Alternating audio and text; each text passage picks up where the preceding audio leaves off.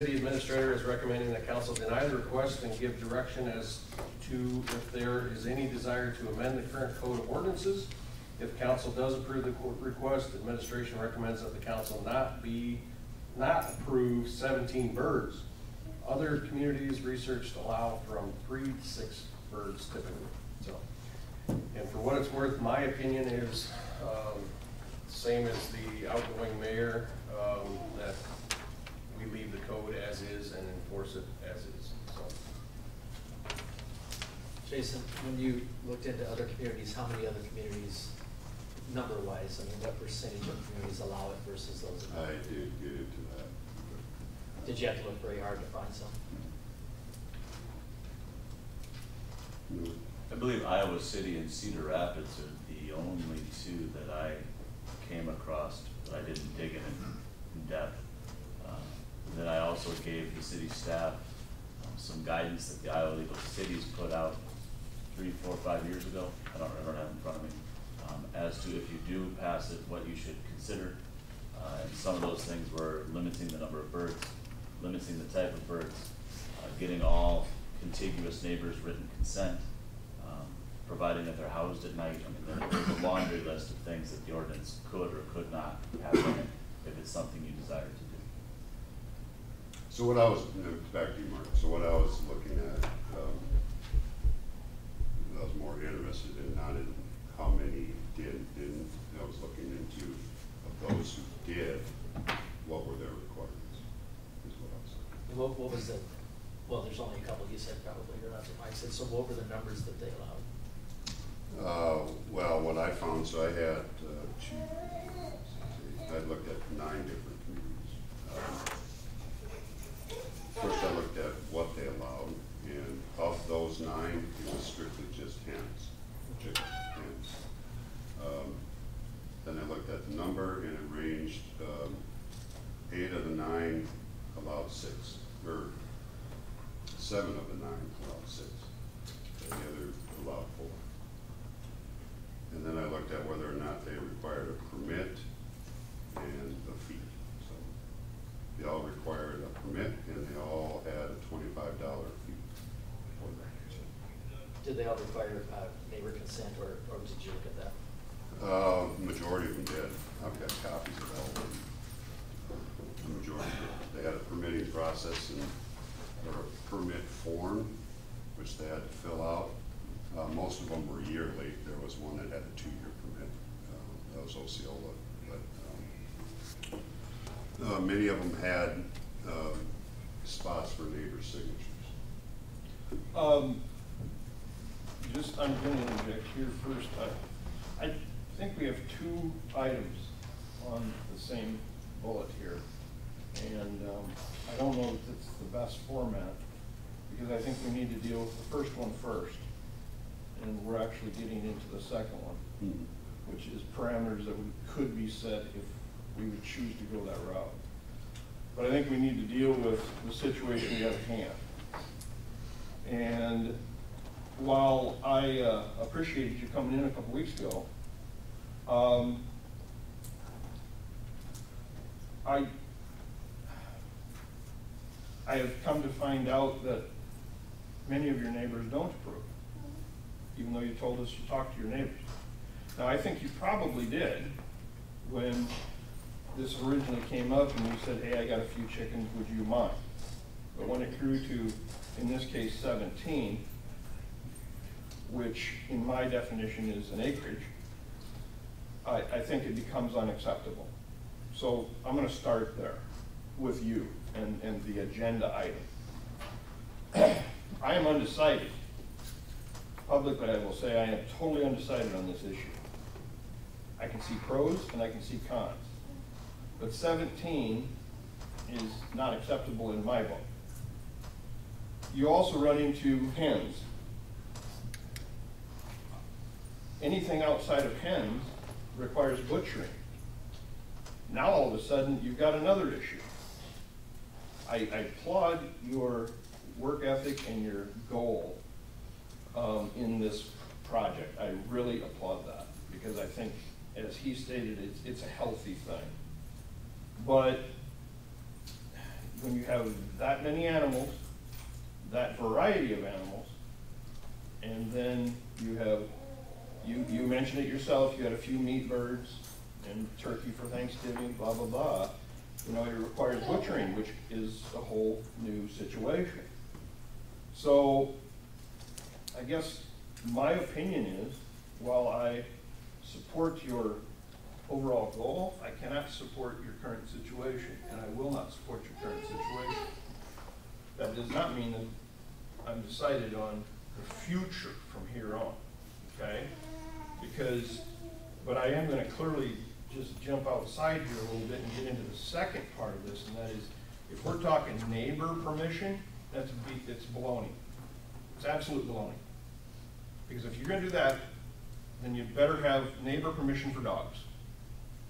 You better have neighbor permission for cats, and then when your neighbors move, you better get that re-permission again. So it just doesn't work. It's meshuggah thinking is what it is. So how we move forward on that, how we move forward on that part of it, I'm open for discussion, to be convinced either way. But to start with you, I do not support you keeping those animals at this point in time. Okay? That's me. I would add on what Clark said, if we, well, first of all, I want to ask, if we said you're limited to just hen chickens and say 5 or 6, something like that, would you even keep them? Because I know you talked about you had a goose to like protect them and something else, and I mean, would you even have those if we limited you to that? Yeah. Okay, that's the first question. The second thing is, I agree with you, we don't have a way to enforce the cat at large, and trust me, in my neighborhood, I have a herd of feral cats. So there's parts of this that we don't enforce. If we allow Ms. Lochner to have these chickens, but we don't change this, how do we not allow anybody else that wants to do it? So, I mean, I think that they go hand in hand. So, I'm the same way. I'm not 100% convinced. I did an informal survey. I got 24 yeses and 5 no's online. But that was just online. The people that reached out by phone call or by email were against it. And they were pretty passionate about it. So, I'm kind of all over the place on it. Jason or anybody, is there any additional detail about the previous time this came up that the former mayor's talking about, and how similar it is to this situation? I think that one came up before the individual even had chickens. I In don't about think- 2015, 16, Yeah, I because I think was he- just on the council. He was asking permission. And Mr. White, and I don't even know who he was, he came up and he approached, and it was clear that there was no support for it. But he had similar goals, similar. Yeah, I think some of the bird flu issues that Dick brought up are a lot of the motivator why people want to do this. Because when you're paying $6 for a dozen eggs in the store, when you could be having 4 of your own a day, I think that's one of the motivators. The other thing that needs to be mentioned here is the Iowa legislature this year had it died in committee, but it will come up again next year, to mandate that cities cannot restrict residents from raising chickens under the number of 4. Iowa cities would not be allowed to limit residents to have, so I think in a matter of a year or two, it's not gonna be on our table. It's not even gonna be on this table. What's that, Mike? Well, then maybe we leave it to them. Well, maybe we don't wanna wait that long, but I think it's open for discussion, because I too had calls, I think half a dozen opposed, but like I told every one of them, I'm undecided on this. But after I got done talking to them and saying 4, 5, 6 chickens in a coop, I see no difference between that and dogs running around my neighborhood, keeping me up at night. This gentleman back here talked about noise ordinances, and to my knowledge, I didn't know chickens made that much noise.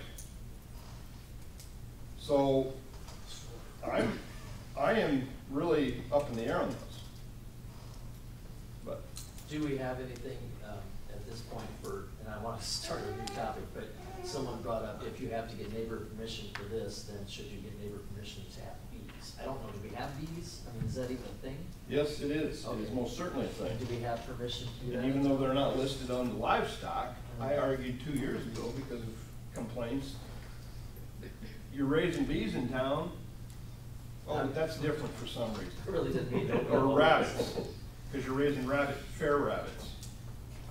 You know, They're listed as pets in the ordinance. In the year of 2012 that I was involved in, the big thing, they were looking at eggs and manure for the gardens that came off of laying eggs. That was what was really argument between the two parties, or the different parties. And so, and you can ask John Rexwell back here, I see he's here. He was on the council at that time. The only way we squashed it was enforcing the code 170. And to my knowledge, that has never been brought up since then, because the code's working, or worked then, and it's still enforced. And to my knowledge, this is the first case that's arisen since that time. So to you council members, you've got a tool here that if you don't change it, you've still got that tool. You get to mess around with numbers, you're gonna open up a can of worms for everybody. My only reply to that, Dick, was 5506, the at-large prohibited, where it talks about an animal running at-large. You know, I work at the courthouse and I see a lot of dog at-large charges. I've never seen a cat at-large charge, and the cats are at-large. So, I mean, I get it, it's an enforcement nightmare because you have to figure out, first you have to catch it, then you have to figure out whose it is. But I mean, if they, let's say they did catch one, do they check them for a chip or the tags? I mean, I've never seen a cat at-large. So we have selective enforcement of that. Along with I have cat footprints in my pool deck. Worse things in my flower bed, so. It might be my cat, but I mean, just to point out, and Kevin could probably speak to this, but I'm assuming in your law enforcement, it's usually very difficult to track who the owner of a certain cat is, right? Yeah, that'd be extremely difficult. And they don't come to the PD to pick up their cat. I'll admit that we spend very little time chasing cats. But yet you do get the dogs because they'll come to you when you call them. That's the. Well, or generally, the dogs are. Anyway, I suggest we deal with the action item. I agree. I think we should focus on Ms. Lochner's request first, and then we can tackle the other issues maybe at another meeting when we get more feedback or I think we now, bring it up, and we put it on an agenda for discussion, and then allow the room to fill up. My thoughts on the matter are, you said you had a place for them if you weren't allowed to keep them. Yeah. My thoughts on the matter are to just move them there, and then we look at, definitely I'm always in favor of a public hearing no matter what, so the public can speak. And then wherever we go from there, if you're allowed, then you can bring back whatever the ordinance says, if it is a change. And two of the people that reached out to me that were pretty adamant about not allowing it would have been here if they could have, and that's why they reached out, because they were out of state or something, so. Could we hear what the reasons are for people being opposed? Yeah, I heard bird flu. One person said it was a slope to having goats, and I assured them that's not gonna happen. Trying to think what the other ones were. cleanliness, noise is what I heard. And I tried to assure them that if it's your neighbor, we Smell. can stop that. because- Yeah. And there's precedent, I've said no once before. Yeah. There's already in the code at 5509, which talks about maintenance of coops already and how we keep them up. Big one I heard was chickens can fly, how do you keep them in your yard? Well, you just clip the flight feathers off one of their wings and they ain't going anywhere. That was typically a requirement in the code. And I to speak to that,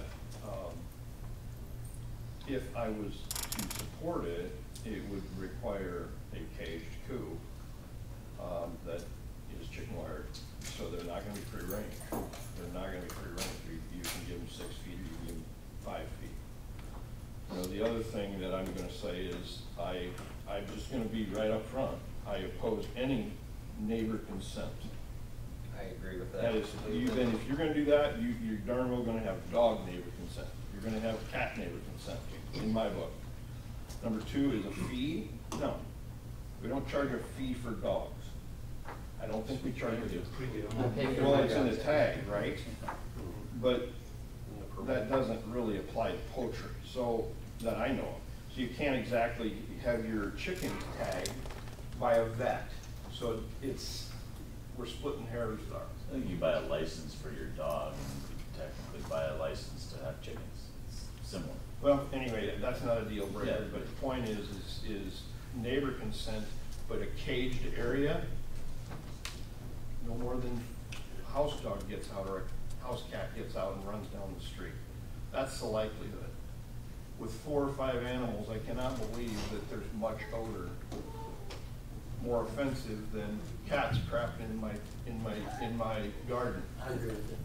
Or stepping in the dog in my front yard when people aren't courteous enough to pick it up. So sell your odor somewhere else. I'm not buying it. Can I make a question for like 30 seconds quick?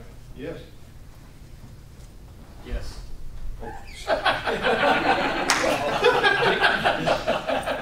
Well, yeses then. I think I'm very, very in favor of constitutional freedoms, and in situations where restrictions of freedom are being debated, it seems to me that that the reasons in favor of restricting freedoms need to be pretty rock solid, and so I would like to know more about the avian flu situation, and having a lot of chickens breaking out a large odor. I can see the public interest in not allowing a bajillion chickens, but having a few, if odor isn't that much of an issue, I don't see that as too much of a concern, especially noise as well. So I would want to see more rock solid evidence of how exactly avian flu is damaging to either the industry at large or to people and families, and whether 3 backyard chickens poses a direct threat to the neighborhood. And to that note, I know Mr. Turkoff brought up the avian flu. I buy farm fresh eggs and have since the beginning of time. I buy them off the farm. And to my knowledge, my sister was one of them up by Ireton. And I believe there was a number that they were allowed. If you had over 10, 12, 15 chickens on your farm place, you had to allow the inspection. If you didn't, you didn't. Now that's the way I understood it. I'm not saying that's the rock solid answer to it, so I agree with you. If we're gonna do that, when are we gonna start testing robins and cardinals and blackbirds? And those pterodactyls that come in every night because they're fed by dead carcasses on the highways. You wanna talk avian flu, you wanna talk disease, let's talk about those birds. Yeah, so I would want to see very definite evidence that this is dangerous. Otherwise, I voice my voice is that we need to really consider restrictions on freedom. I can share with you in regard to the impact on the industry, going back to the bird flu. Prime example, first of all, the reason it got hit so hard in northwest Iowa is the state of Iowa is represented as #1 in the United States for laid hens. And the turkeys are represented the 8th in the United States. So you can see there's a group of a lot of exposure there. And an example of when that bird flu hit, you people and I, eggs was running $1, $1.50 a dozen before it hit. Eggs went as high as $5.30 a dozen after it hit. And so because of it was all caused because of the bird flu. And so what I'm saying is, we're Okay, but let me ask you a question, Dick, as long as you came back up a second. So if it was all caused by geese, migratory geese, yeah. how does that affect this discussion? How in the world is that even germane to this discussion? I think where he's going with it is he's saying backyard chicken coops enhance the spread of the bird flu. But if they're, I think that's what he's saying. they're caged. If you've got 10 chickens out there and the geese are coming, it's airborne and droppings, so that those 10 could get.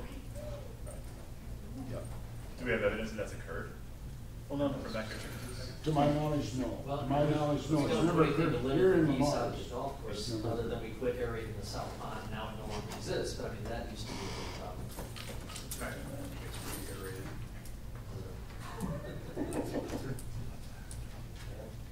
Anybody want to make a motion here regarding Ms. Lochner's request?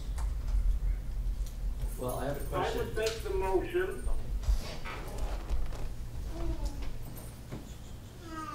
Go on, I'm sorry.